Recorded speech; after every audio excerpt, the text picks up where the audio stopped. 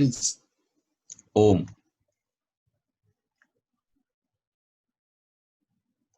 पिछले अंक में हमने न्याय दर्शन के द्वितीय अध्याय से प्रथम आह्निक के 28वें सूत्र तक का पाठ किया था। 28वें सूत्र में एक आशंका व्यक्त की गई थी, व्याह तत्वाद अहेतु।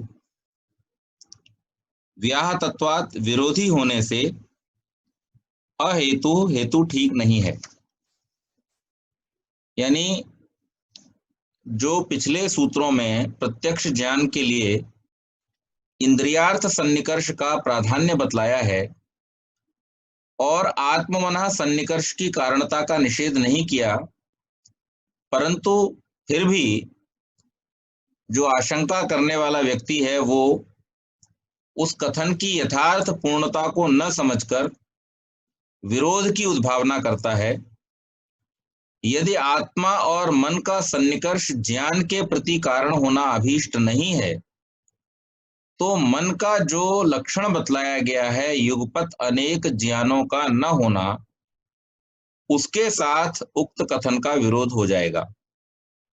ज्ञान की उत्पत्ति में मनः सन्निकर्ष को कारण मानने पर युगपत ज्ञान की अनुत्पत्ति मन का लिंग कहा जा सकता है। यदि प्रत्यक्ष ज्ञान में इंद्रियार्थ सन्निकर्ष को मनः सन्निकर्ष की अपेक्षा न हो, तो इंद्रियार्थ सन्निकर्ष होने पर युगपत अर्थात अनेक ज्ञान हो जाया करेंगे, परंतु ऐसा नहीं होता। इससे ये स्पष्ट है कि प्रत्यक्ष ज्ञान में मनः सन्निकर्ष कारण है और मनः सन्निकर्ष की कारणता को हटाना इसके विरुद्ध जाता है। ये विरोध न रहे, इस भावना से सब ज्ञानों में मनः इंद्रिय सन्निकर्ष तथा आत्म मनः सन्निकर्ष को कारण अवश्य स्वीकार किया जाना चाहिए। फलतः ज्ञान का कारण होने से इनके सन्निकर्ष का प्रत्यक्ष लक्षण सूत्र में उल्लेख होना आवश्यक है।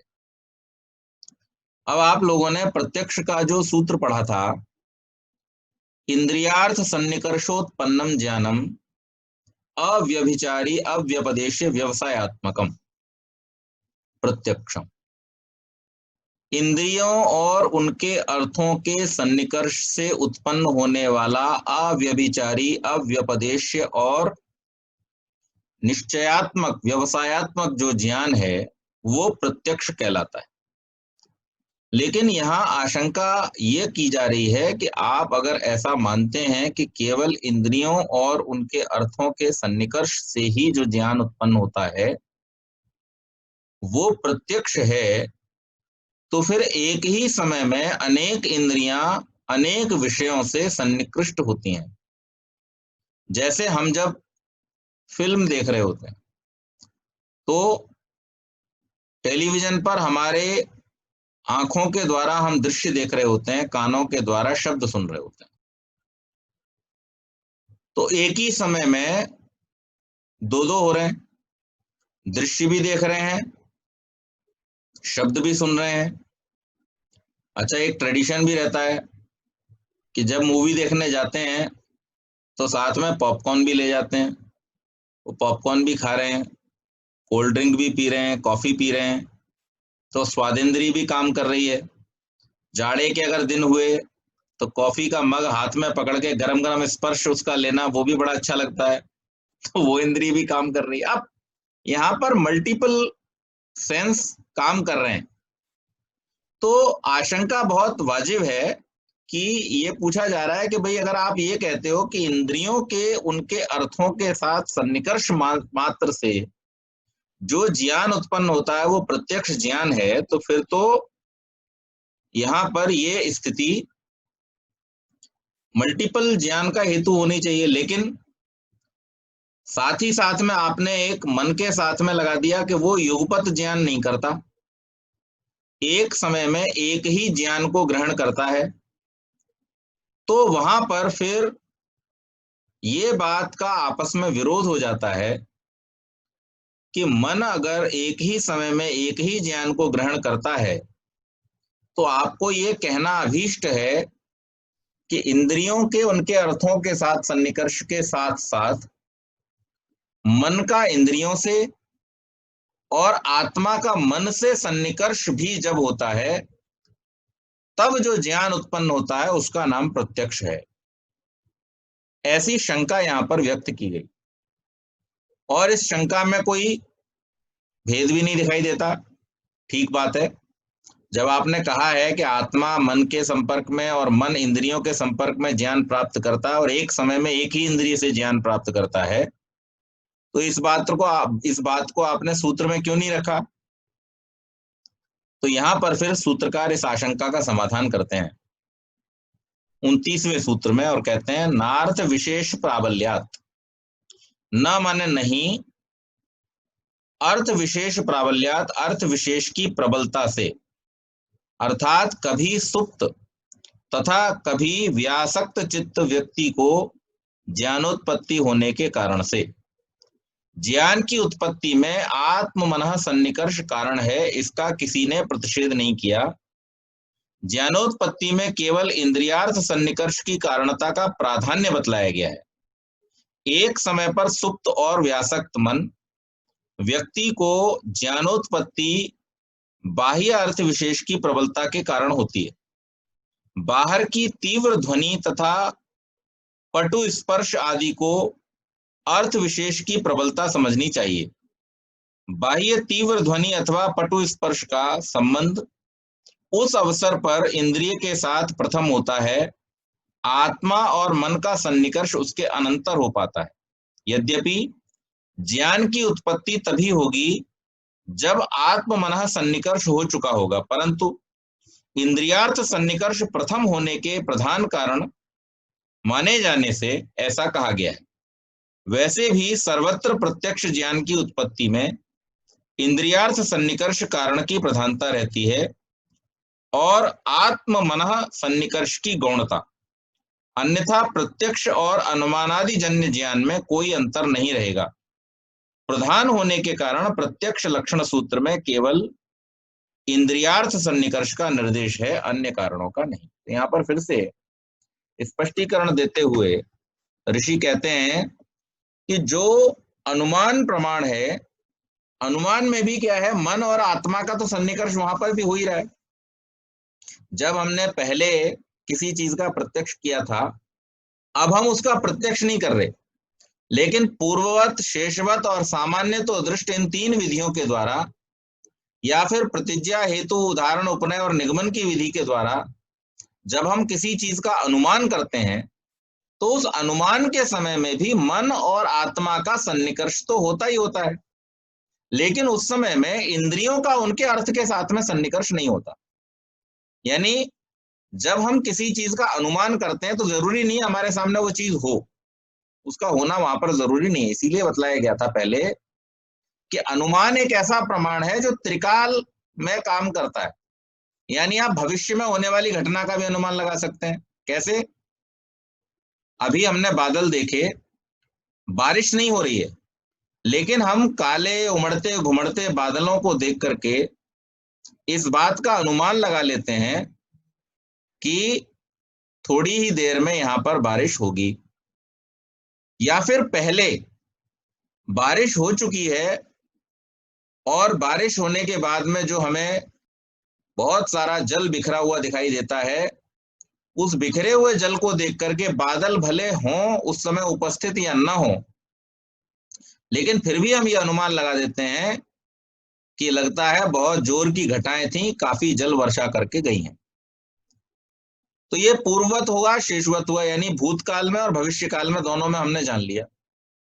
और वर्तमान में भी एक स्थान पर होने वाली घटना अगर हमने पहले कभी प्रत्यक्ष की हुई है और वैसा ही व्यक्ति या वैसी ही घटना किसी अन्य स्थान पर भी हो रही है, तो इससे हम ये अनुमान लगा लेते हैं कि या तो वो व्यक्ति यहाँ पर आया है या फिर वो परिस्थिति यहाँ पर उपस्थित हुई है, जिससे जब वो व्यक्ति दिखाई दे रहा है तो चूंकि आगरा में पहले देखा था, अब दिल्ली में देख रहे हैं, इसका मतलब वो चल के आया होगा। इसके अनुमान लगाने में कोई बड़ी बात नहीं है।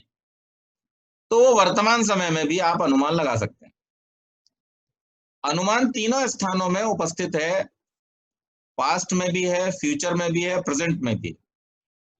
लेकिन प्रत्यक्ष के साथ में मैंने आपको एक बाधा बतलाई थी कि प्रत्यक्ष जो है वो केवल और केवल वर्तमान में ही होगा, वो भूत और भविष्य में नहीं हो सकता, वो केवल मात्र वर्तमान में होगा। तो यहां पर जब ये कहा जा रहा है कि इंद्रियार्थ सन्निकर्षोत्पन्नम, तो वहां इस बात को भी समझाया जा रहा है कि भाई ये प्रत्यक्ष जो है वो वर्तमान में होने वाला ज्ञान है, यानी जो विषय आपकी इंद्रियों के सामने वर्तमान में उपस्थित है, जिनके साथ में इंद्रियों का वर्तमान में संयोग हो रहा है, उस सन्निकर्ष के होने से जो ज्ञान प्राप्त होता है वही प्रत्यक्ष की श्रेणी में आता है। और जो आपने पहले कभी प्रत्यक्ष किया था, अब आप उसे याद करके उससे संबंधित किसी घटना का अनुमान कर रहे हैं, अनुमान प्रमाण जो है वो मन और आत्मा के बीच का विषय है, उसमें इंद्रियों के साथ सन्निकर्ष होने की आवश्यकता नहीं होती। आपको बारिश होती हुई देखना जरूरी नहीं है, आप पानी भरा हुआ देख लोगे तो आप अनुमान लगा लोगे, आप बादल उमड़ते उड़ते देख लोगे तो आप बारिश होने का अनुमान लगा लोगे। तो ये भूत और भविष्य दोनों में काम कर सकता है, लेकिन केवल और केवल वर्तमान में इंद्रियों के सन्निकर्ष से उत्पन्न होने वाला जो ज्ञान है वो ही प्रत्यक्ष की श्रेणी में आता है। इसलिए उसकी मुख्यता होने के कारण से और शेष लक्षण जो है वो अन्यों में सामान्य होने के कारण से, जैसे हमने वैशेषिक में पढ़ा था सामान्य और विशेष। तो सामान्य और विशेष क्या होता है? सामान्य वो चीज है जो सब में कॉमन है, और विशेष वो है जो किसी में पर्टिकुलर है। तो ये जो प्रत्यक्ष ज्ञान का होना है ये इंद्रियों के सन्निकर्ष होने से ही होता है, ये इसकी पर्टिकुलर अर्थात विशेषता है, और इस कारण से सूत्र में इसी का उल्लेख किया गया। शेष अन्यों में जैसे आप शब्द प्रमाण को ले लें, तो शब्द प्रमाण में भी वस्तु का सामने होना जरूरी नहीं है, आपने उसके विषय में सुना। अब आपको अगर याद हो, मैं जब प्रत्यक्ष के विषय में आपको बतला रहा था तो वहां पर जो 3 शर्तें दी गई हैं, अव्यभिचारी सबसे पहले। अव्यभिचारी में एक बात छुपी हुई है, वो ये कि जब हमने इस बात का अनुमान लगाया था, किस बात का? जब अंधेरे में या कम रोशनी में पड़ी हुई रस्सी को हमने सांप समझा था, तब हमने उसका प्रत्यक्ष किया था या अनुमान लगाया था? टेढ़ा मेढ़ा देख करके हमने अनुमान लगाया कि ये सांप है, तो वो ज्ञान प्रत्यक्ष नहीं है, वो अनुमान की श्रेणी में आ गया। और अव्यपदेश्य क्यों कहा गया था? अव्यपदेश्य का अर्थ मैंने आपको बतलाया था कि जो किसी से सुना सुनाया ना हो, खुद अपनी आंखों से देखा हुआ हो, खुद अपने कानों से सुना हुआ हो, और खुद अपने स्पर्श से, खुद अपनी जिह्वा से स्वाद लिया गया हो, ऐसा जो ज्ञान है वो प्रत्यक्ष की श्रेणी में आता है। मैंने किसी से सुन लिया कि गुलाब की सुगंध मीठी होती है, अब इतने मात्र से मैं गुलाब के फूल को पहचान सकता हूं क्या? आपसे मैंने सुन लिया, आपने मुझे गुलाब का फूल सूंघ करके बता दिया, पंडित जी गुलाब का जो फूल है उसकी सुगंध बड़ी मीठी होती है, मिठास भरी होती है, और आपसे ये सुन करके फिर आगे मेरे सामने कहीं गुलाब रख दिया गया, तो क्या मैं उस गुलाब को सूंघ करके पहचान सकता हूं कि ये वही सुगंध है जो आपने मुझे बताई थी? ये होना संभव नहीं है, क्योंकि मीठी सुगंध केवल गुलाब की नहीं होती, वहां पर और भी बहुत सारे पुष्प होते हैं जिनकी मीठी सुगंध होती है। बेला की सुगंध भी बड़ी मीठी होती है, जूही की सुगंध भी बड़ी मीठी होती है, रात रानी की सुगंध और भी ज्यादा मीठी होती है। और एक पुष्प होता है, आप लोग दिल्ली में अगर जाएं या यहाँ मुंबई में भी बहुत सारे स्थानों पर अब तो लगा मिलता है, वो उसके फूल रात में ही खिलते हैं, और उसकी सुगंध इतनी मीठी होती है कि अगर आप उसके पास से होकर के गुजर जाएं तो आपके मुंह में मिठास आने लगती है, इतनी मीठी सुगंध उसकी होती है। तो ऐसे पुष्प भी हैं। अब आप कैसे अनुमान लगाओगे इनमें से? अच्छा मान लीजिए, चलो गुलाब तो फिर भी सबसे अलग दिखाई देता है, आपके सामने बेला, चमेली, इस प्रकार के जो सफेद वाले, रात रानी, चांदनी, ये सब सफेद पौधे हैं, सफेद फूल वाले हैं, और सब में खुशबू होती है। ये आपके सामने रख दिए जाएं और आपको कह दिया जाए हमने जो बताया था ना वो इनमें से छांटो, तो आप छांट सकते हो क्या? नहीं छांट सकते, क्योंकि आपने स्वयं उसका प्रत्यक्ष नहीं किया। तो अव्यपदेश्य, शर्त क्या रखी गई है? अव्यप सुना सुनाया नहीं, किसी ने कह दिया था उससे आपको प्रत्यक्ष ज्ञान नहीं होगा। प्रत्यक्ष ज्ञान होगा जब आपने अपनी नाक से सूंघा है, अपने कान से सुना है, अपनी आंखों से देखा है, अपनी जीभ से चाखा है, तभी आपको प्रत्यक्ष की श्रेणी में वो आएगा। एक बड़ी पुरानी कथा है आम के विषय में। एक व्यक्ति अरब देशों से भारतवर्ष में आया। अब आपको मालूम है अरब देशों में ज्यादा खेती वेती होती नहीं, बाग बगीचों का वहां कोई सवाल नहीं, बियाबान है। तो वो व्यक्ति भारतवर्ष में आया और यहाँ आकर के उसने तरह तरह के फल खाए। आम उसे बड़ा पसंद आया। अब ये आम की अब तो बहुत वैरायटी चलने लगी है, लेकिन देसी आम अगर आप लोगों ने खाया हो तो देसी आम की एक विशेषता ये होती है कि उसमें बहुत रेशे होते हैं, फाइबर बहुत होता है। तो आप उसे जब चूसेंगे तो ऐसा लगता है जैसे जूट हो, कोई जूट में रस भर दिया हो किसी ने। तो वो व्यक्ति जो है यहाँ खूब उसने आम खाए, मजे लिए और फिर वापस अरब पहुंचा। बहुत सारे फल साथ में लेकर के गया, लेकिन आम को चूंकि बहुत लंबे समय तक पका करके रखा नहीं जा सकता, तो वो रास्ते में आम उसके सारे खराब हो गए। तो उसने जो कुछ बचे थे वो जो खा सकता था वो खा लिए, जो बचे थे वो खराब हो गए, फेंक दिए। बाकी फल लेकर के पहुंच गया। जब अपने बादशाह के पास पहुंचा तो उसने वहां पर प्रश्न किया, भाई क्या क्या देखा तुमने भारतवर्ष में, हिंदुस्तान से क्या लेके आए? तो उसने जो फल लेके गया था यहाँ से, सूखे मेवे मसाले आदि लेके गया था, वो तो उनकी सेवा में प्रस्तुत कर दिए। बोले हुजूर एक चीज ऐसी थी जिसे मैं ला नहीं सका, पर उससे ज्यादा बढ़िया चीज मुझे कोई और लगी नहीं, और इसीलिए भारत में उसे फलों का राजा कहा जाता है। बोले भाई ऐसी क्या चीज थी? बोले आम। बोले अच्छा बता दो कैसा होता है उसका स्वाद। उन्होंने कहा कैसा स्वाद होता है, अब कैसे बताऊं? नहीं अच्छा ठीक है मैं कोशिश करके देखता हूं। तो कोशिश करने के लिए उसने क्या किया कि एक नारियल मंगाया सूखा। आप लोग देखते हैं ना पूजा के लिए नारियल इस्तेमाल करते हैं। और रबड़ी बनवाई और उस रबड़ी के अंदर गुड़ मिलाया और रबड़ी में गुड़ मिला करके उस जूट को उसमें डुबोया और उससे कहा अब इसे आप चूसिए।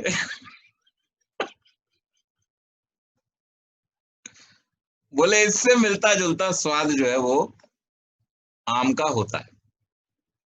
तो क्या उस स्वाद से कोई आम को पहचान सकता है? नहीं पहचान सकता। तो इसलिए प्रत्यक्ष में कहा सुनी सुनाई बात नहीं, अव्यपदेश होना चाहिए। आपने खुद उसको अनुभव किया हो, अगर वो गंध का विषय है तो खुद सूंघा होना चाहिए, अगर स्वाद का विषय है तो खुद चखा होना चाहिए, अगर वो स्पर्श का विषय है तो खुद उसका स्पर्श किया होना चाहिए, अगर वो रूप का विषय है तो आपने खुद देखा होना चाहिए, और अगर वो शब्द का विषय है तो उसको खुद आपने सुना हुआ होना चाहिए। अन्यथा वो जो है आपको प्रत्यक्ष की श्रेणी में उपलब्ध नहीं होगा। और तीसरी बात, निश्चयात्मक होना चाहिए, आप कंफ्यूज्ड ना हो। यानी आप अगर दो चीजों को लेकर के कंफ्यूज हो गए तो फिर आपको वो निश्चयात्मक नहीं होगा, प्रत्यक्ष होते हुए भी निश्चयात्मक नहीं होगा। इसका उदाहरण देता हूं। आप सब लोग टेलीविजन तो आजकल देखते ही हैं, और एक टेलीविजन पे बड़ा पॉपुलर शो है आजकल जिसका नाम है कॉमेडी नाइट्स विद कपिल। ये आजकल शायद उसका नाम बदल गया है, क्या हो गया उसका नाम? The Kapil Sharma show. आप सब देखते होंगे, वो अच्छा हंसी मजाक का एक शो है। उसमें अभी पिछले कुछ एपिसोड में दो लड़कियां आई, वो और भी कई कार्यक्रमों में आ चुकी हैं, वो जुड़वा बहनें हैं। और वो जुड़वा आती हैं और साथ साथ बोलती हैं। जब भी उनसे कोई प्रश्न करता है तो उनसे पूछा, उनका नाम है चिंकी मिंकी। तो उनसे कपिल शर्मा ने पूछा कि आप में से चिंकी कौन है, मिंकी कौन है? बोले चिंकी तो मैं हूं, इसका पता नहीं। और ये बात दोनों ने एक साथ बोली।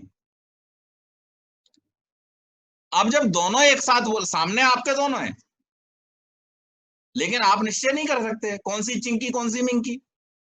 तो जो ज्ञान व्यवसायत्मक नहीं है, निश्चयात्मक नहीं है, वो भी प्रत्यक्ष की श्रेणी में नहीं आएगा। आपने चिंकी देखी थी कि मिंकी देखी, अब आपको पता ही नहीं, आपने तो दोनों एक जैसी ही आपको दिखाई दे रही।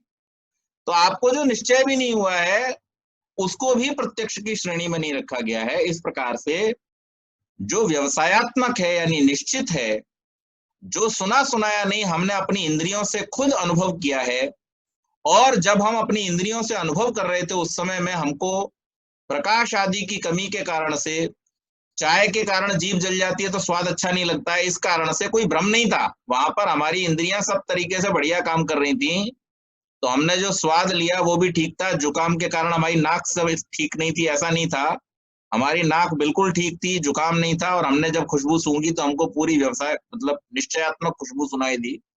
ये सारी की सारी परिस्थितियों में जिस ज्ञान को हम प्राप्त करते हैं वो प्रत्यक्ष की श्रेणी में आता है।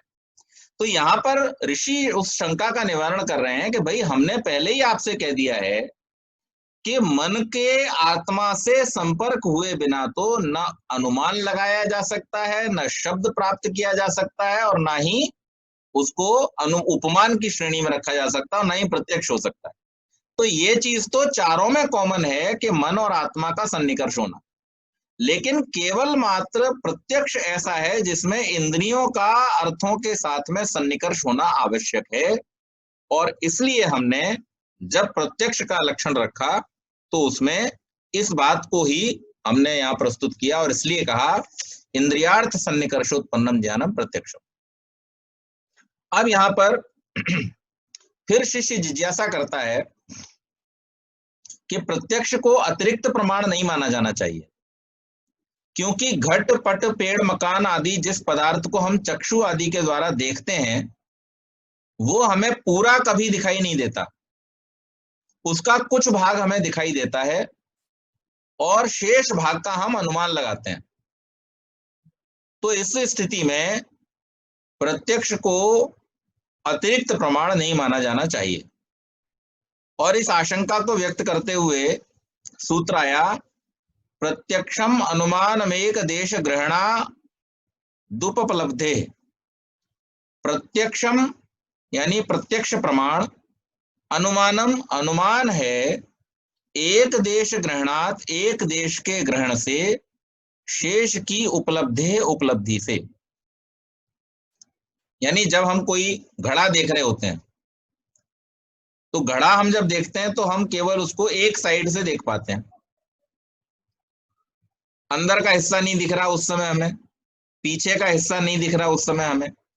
या हमने किसी वृक्ष को देखा तो वृक्ष में हमने क्या देखा, एक साइड से पेड़ के तने को देख लिया, टहनियों को, पत्तों को देख लिया, लेकिन बाकी सारे पत्ते तो हमें दिखाई नहीं दिए, एक एक पत्ते को तो हमने नहीं देखा, एक एक डाली शाखा को तो हमने नहीं देखा। तो बाकी जगह का तो हमने अनुमान ही लगाया ना कि वृक्ष है। ऐसी शंका यहाँ पर व्यक्त की गई कि पूर्ववर्ती पदार्थ के साथ इंद्रिय का सन्निकर्ष होने पर जो ज्ञान उत्पन्न होता है कि यह वृक्ष है, घट है, पट है, मकान है आदि, उसको प्रत्यक्ष ज्ञान कहा जाता है। परंतु वस्तुतः उस समस्त पदार्थ के साथ इंद्रिय का सन्निकर्ष नहीं होता। जैसे सामने पेड़ खड़ा हो तो उसका केवल एक भाग हमको दिखाई देता है, शेष भाग जो दूसरी ओर है वो हमको दिखाई नहीं देता, और फिर भी हम कहते यही हैं कि हमने उस पेड़ को देखा। तो एक क्वेश्चन ये यहाँ पर आशंका के रूप में रखा गया, उसका समाधान करते हैं। न प्रत्यक्षेण यावत तावत अपि उपलम्भात, यानी न प्रत्यक्षेण प्रत्यक्ष न होने से भी यावत जितना उपलब्ध होता है तावत उतना भी उपलब्ध होने से प्रत्यक्ष ही कहलाएगा। यानी प्रत्यक्ष को यहाँ जो अनुमान की दृष्टि से आप कह रहे हैं, शिष्य ने जो आशंका की कि भाई बाकी का तो हमने अनुमान ही किया ना, आदमी को हमने देखा तो आदमी का क्या देखा, चेहरा देख लिया, बाकी तो कुछ देखा नहीं। अब चेहरा देख करके हमने बाकी पूरा आदमी होगा, इसके अंदर कलेजा, स्टमक, हार्ट, किडनी सब होंगे अंदर। इस बात का तो हम अनुमान ही लगाते हैं ना, हम हर चीज को खोल के डाइसेक्ट करके उसका देखते तो है नहीं कि इसके अंदर सब कुछ है कि नहीं है, पूरा है कि नहीं है, तो बाकी चीज का अनुमान लगाते हैं। ऐसी शंका मैंने आपको आरंभ में भी कहा था कि शास्त्र में कई बार बहुत सारे तर्क होते हैं और बहुत सारे कुतर्क भी होते हैं। तो ये जो उपस्थित किए जा रहे हैं। ये प्रश्न जो है ना बहुत आधार वाले प्रश्न नहीं है, लेकिन फिर भी ऐसे प्रश्न चूंकि आते हैं इसलिए शास्त्रकार ने इनको वहां पर संग्रहित किया है। तो ये प्रश्न किया गया कि भाई देखते तो हम पूरा नहीं है, तो फिर उसको प्रत्यक्ष क्यों कह दिया, बाकी सबका तो हम अनुमान ही करते हैं। वो कह रहे हैं नहीं, ऐसा नहीं है, प्रत्यक्ष को अनुमान बताना ठीक नहीं है। पूर्ववर्ती एक देश का ज्ञान इंद्रियार्थ सन्निकर्ष से होने के कारण आशंकावादी ने उसे भी प्रत्यक्ष स्वीकार किया। तब जितना प्रत्यक्ष से जाना उतने से प्रत्यक्ष प्रमाण का अस्तित्व तो सिद्ध होता है। प्रत्यक्ष से देख रहा हूं ऐसा ज्ञान बिना विषय के नहीं हो सकता, इसलिए कोई भी ज्ञान निर्विषय नहीं होता। जितना अर्थ समूह उस ज्ञान का विषय है उतना प्रत्यक्ष की स्थापना को निश्चित कर देता है। अब यह विचार करना आवश्यक है कि जो प्रत्यक्ष हो रहा है उससे अतिरिक्त और क्या है, अथवा उतना ही प्रत्यक्षीभूत पदार्थ है, क्योंकि उस एक देश के ग्रहण को अनुमान जन्य ज्ञान सिद्ध करने वाला कोई हेतु दृष्टिगोचर नहीं है। विचारना चाहिए कि प्रत्यक्ष ग्रहित उस एक देश से अन्य अनुमेय क्या है। इस विषय में दो विचार हैं। एक विचार यह है कि पूर्ववर्ती वृक्ष आदि पदार्थ गृहीत और अग्रहीत विविध अवयवों के समूह से अतिरिक्त अन्य कुछ नहीं। दूसरा विचार है गृहीत और अग्रहीत अवयवों में समवाय संबंध से एक द्रव्य उत्पन्न हो जाता है जिसको अवयवी कहा जाता है, वही एक वृक्ष के रूप में गृहीत होता है।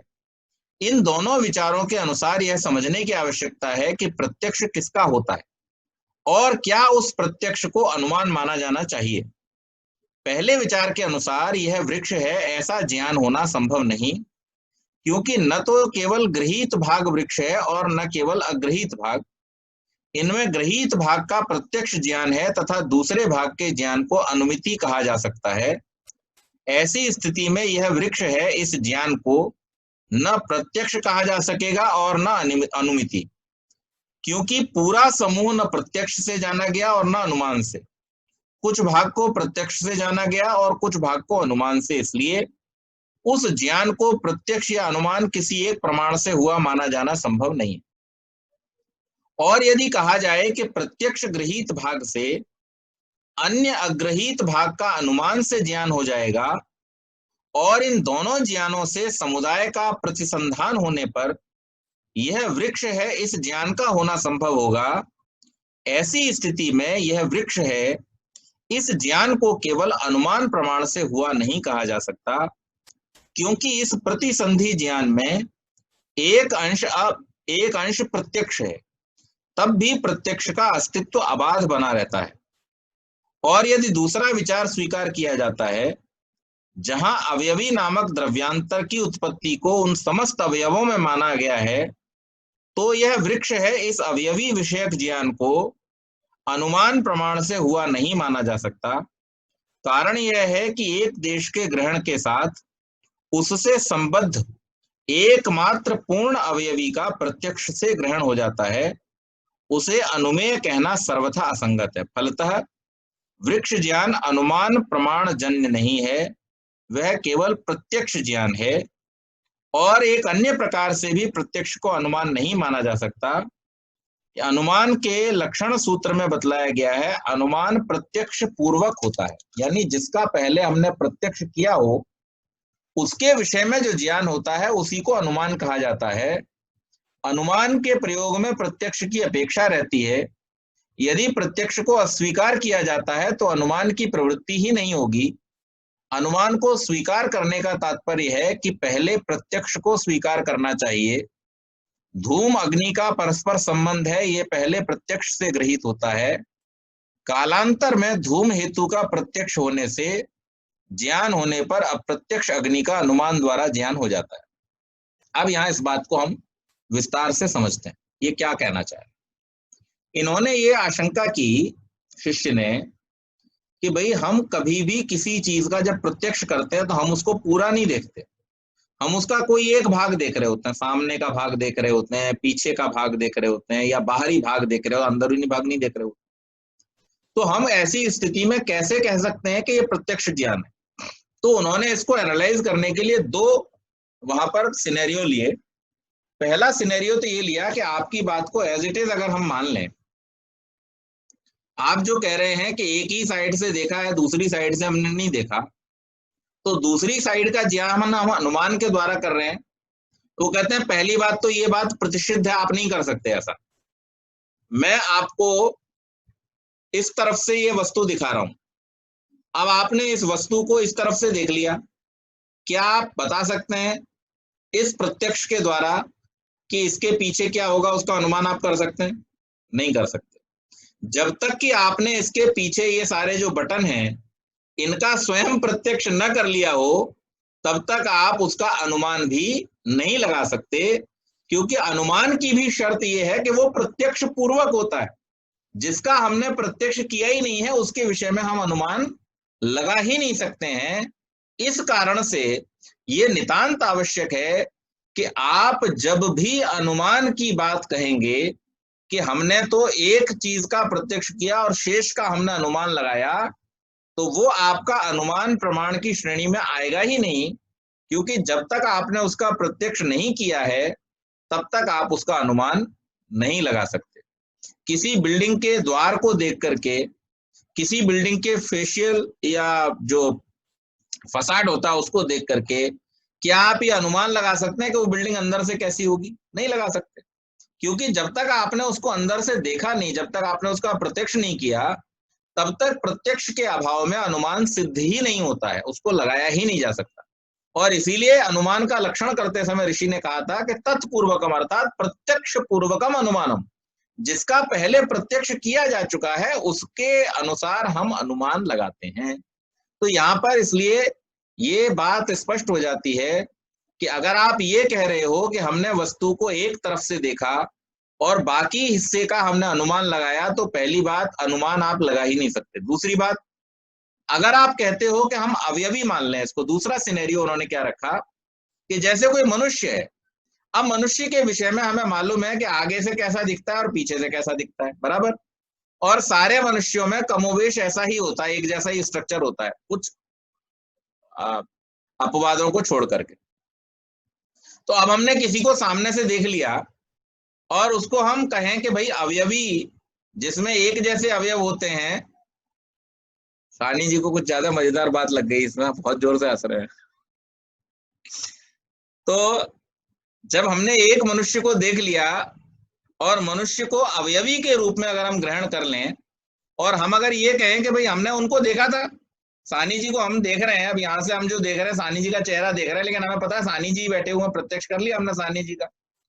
तो इस रूप में अगर हम अवयवी मान करके किसी वस्तु का प्रत्यक्ष करते हैं, तो उस समय में हमको ये समझना चाहिए कि फिर भी हमने जिसको ग्रहण किया है वो प्रत्यक्ष के रूप में ही ग्रहण किया है, वहां पर हम अनुमान कह करके उसको ग्रहण नहीं कर सकते हैं। तो इसलिए इन दोनों ही दृष्टियों में, चाहे हम उसको एक अवयवी वस्तु मान करके और चाहे हम उसको जो हिस्से का हमने प्रत्यक्ष किया है वो मान करके, दोनों ही अवस्थाओं में हम जब उस ज्ञान को ग्रहण कर रहे हैं तो प्रत्यक्ष ही ग्रहण कर रहे हैं। अगर कोई व्यक्ति लाल किले के सामने से होकर के गुजरा है और उससे पूछा जाए भाई तुम लाल किला देखा है, बोले नहीं साहब मैं तो उसके सामने होकर के गुजरा, केवल बाहर का हिस्सा या सामने का हिस्सा मैंने देखा है, लाल किला मैंने नहीं देखा, क्योंकि लाल किला तो अंदर बहुत बड़ा फैला हुआ है, आप केवल बाहर से देख करके उसका अनुमान नहीं लगा सकते हैं। तो इसलिए केवल मैंने कितना प्रत्यक्ष किया, उसका जो बाहरी हिस्सा सड़क से दिखाई देता है उतने हिस्से का मैंने प्रत्यक्ष किया है, अंदर जाकर के मैंने उसको नहीं देखा। क्या कोई व्यक्ति ऐसा कह सकता है कि हाँ चेहरा तो मैंने देख लिया, उसका फेस तो मैं देख आया और बाकी का तो सब किलों के हिसाब से मैंने अनुमान लगा लिया कैसा होगा लाल किला अंदर से? ऐसा कोई व्यक्ति नहीं कहता है, क्योंकि उसका प्रत्यक्ष भी जब तक नहीं होगा उसका अनुमान भी नहीं किया जा सकता। तो इसलिए यहाँ पर ऋषि इस शंका का खंडन करते हुए इस प्रकार से बतलाते हैं। आगे कहा कि एक अर्थ या वस्तु अवयवी इकाई है। यह जो प्रथम कहा गया कि पुरोवर्ती वृक्ष आदि पदार्थों का प्रत्यक्ष से केवल एक भाग गृहीत होता है, अतः वृक्ष ज्ञान को अनुमान जन्य माना जाना चाहिए, तो उस विषय में सूत्रकार अपना निर्णय देते हुए कहते हैं, न च एक देशोपलब्धि अवयव सिद्ध भावात, न च एक देशोपलब्धि अवयवी सद्भावात, यानी केवल एक देश की उपलब्धि अवयवी के विद्यमान होने से नहीं, पूर्ववर्ती वृक्ष आदि पदार्थों के प्रत्यक्ष ज्ञान में पदार्थ के केवल एक भाग का ग्रहण होता हो ऐसा नहीं है, क्योंकि उन अवयवों में एक द्रव्य रूप से अवयवी विद्यमान रहता है। इसलिए उस भाग की उपलब्धि के साथ उन अवयवों में संवेत अवयवी का ग्रहण हो जाता है, क्योंकि अवयवी उस एक देश के अतिरिक्त है और वहीं संवेत है। जब पूर्ववर्ती पदार्थ के एक देश के साथ इंद्रिय का सन्निकर्ष होता है, तब वहीं संवेत अवयवी के साथ इंद्रिय का सन्निकर्ष हो जाता है। तब जैसे इंद्रिय सन्निकर्ष से उस एक देश की उपलब्धि होती है, वैसे इंद्रिय सन्निकर्ष से अवयवी का प्रत्यक्ष हो जाता। तो यहां पर इसको समझेंगे कि जो दूसरा वाला सीन दिया गया था, दूसरा सिनेरियो जो दिया गया था अवयवी वाला, कि किसी पदार्थ के जितने भी कंपोनेंट्स हैं, जितने भी अवयव हैं, उन सब अवयवों के द्वारा उस पदार्थ का ग्रहण होता है। जैसे मान लीजिए आम का वृक्ष। अब आम का वृक्ष आपने देखा तो बौर आपने देखा हुआ है आम का, आपने आम का फल देखा हुआ है, आपने आम के पत्ते देखे हुए हैं, आपने आम की छाल देखी हुई है, आपने आम की लकड़ियां देखी हुई हैं। ये सब आपने देखा हुआ है, सबका आपने प्रत्यक्ष किया हुआ है, और इन सबको मिलाकर के आम का एक वृक्ष होता है। ठीक है, तो ये सब उसके अवयव हो गए, और इन अवयवों को धारण करने वाला वो अवयवी हो गया। अब मान लीजिए कि आपने किसी खिड़की में से, जो बहुत छोटी थी, जिसमें से केवल मात्र एक पत्ता ही दिखाई दे सकता था, और आम के पत्ते को उस खिड़की के अंदर आते हुए देख लिया, क्या आपको कतई संदेह होगा इस बात में कि ये आम का पेड़ है?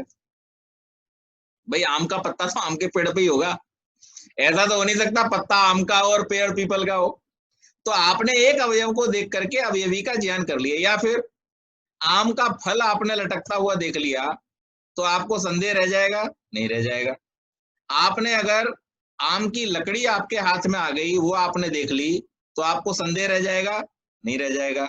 यानी अवयवों के द्वारा अगर हमने पूरे पेड़ का प्रत्यक्ष नहीं भी किया, लेकिन अगर उसके अवयवों का हमने प्रत्यक्ष किया है या एक तरफ से हमने उसका प्रत्यक्ष किया है, तो अवयवी के रूप में उस पूरे वृक्ष का ग्रहण वहां पर हो जाता है।